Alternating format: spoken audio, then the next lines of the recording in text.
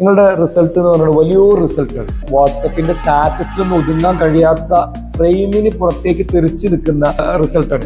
അപ്പൊ ഇതൊക്കെ എടപ്പാളാണോ അതോ നിങ്ങളുടെ 3 ബ്രാഞ്ചിൽ കൂടി ഒന്നിച്ചാണോ എന്നൊക്കെ ഒരു സംശയം. അതിലൊരു ക്ലാരിറ്റി വരുത്തിയാൽ വളരെ അങ്ങനെ ചില പരസ്യങ്ങൾ കണ്ടിട്ടുണ്ട്. അങ്ങനെ എന്നാണ് നിങ്ങൾ പറയുന്നത്. അങ്ങനെ ഒരു പരസ്യം മറ്റൊരു സ്ഥാപനം ഇടേണ്ട ആവശ്യമില്ല. ഒരു മെസോണിന്റെ റിസൾട്ട് അത് മെസോണിന്റെ ഏത് ബ്രാഞ്ചിൽ പഠിച്ച കുട്ടിയാണെങ്കിലും അത് മെസോണിന്റെ റിസൾട്ട് ആണല്ലോ.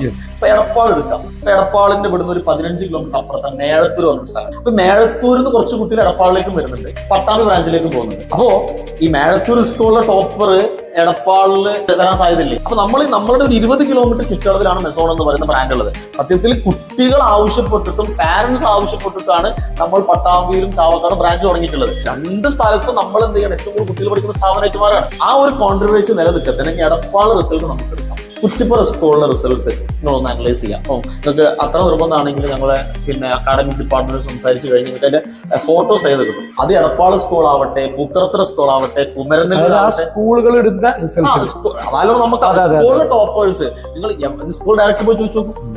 അതായത് ഈ പറയുന്ന എടപ്പാള്, പൂക്കറത്തറ, കുമരനെല്ലൂര്, തൃക്കാവ്, കേവി, അതായത് എടപ്പാളിന്റെ ചുറ്റുഭാഗത്ത് ഇവര് പറയുന്ന ചുറ്റുഭാഗത്തൊക്കെ ടോപ്പേഴ്സ് മെസോൺ തന്നെയാണ്. നമ്മൾ ജൂൺ 29-ാം തീയതി നമ്മളുടെ +1 ഒരു ഗംഭീരമായ ടോപ്പേഴ്സ് മീറ്റ് എടപ്പാൾ ബ്രാഞ്ചിന്റെ അത് നല്ലൊരു മറുപടി ആയിരിക്കും. നമ്മൾ മറുപടി ഒന്നല്ലേ, നമ്മളിത് എല്ലാ വർഷവും ചെയ്യുന്നതാണ്. സത്യത്തിൽ ഞങ്ങൾ ഇവിടെ ഒരു ഇൻസ്റ്റിറ്റ്യൂട്ടിനായിട്ട് ഒരു കോമ്പറ്റീഷനും ഇല്ല. ബി ഫ്രാങ്ക്, എന്നെ സംബന്ധിച്ച് ഈ എടപ്പാളത്തെ ഒരു അവസ്ഥ എനിക്ക് അറിയില്ലായിരുന്നു. ഞാനിവിടെ വരുന്നു, നമ്മൾ തുടക്കത്തിലേ പറയുന്നു ഇവിടെ അക്കാഡമിക് അല്ലാത്ത ഒരു പ്രോഗ്രാം ഉണ്ടാവില്ല എന്ന് പറഞ്ഞിട്ട് തന്നെ വന്നത്.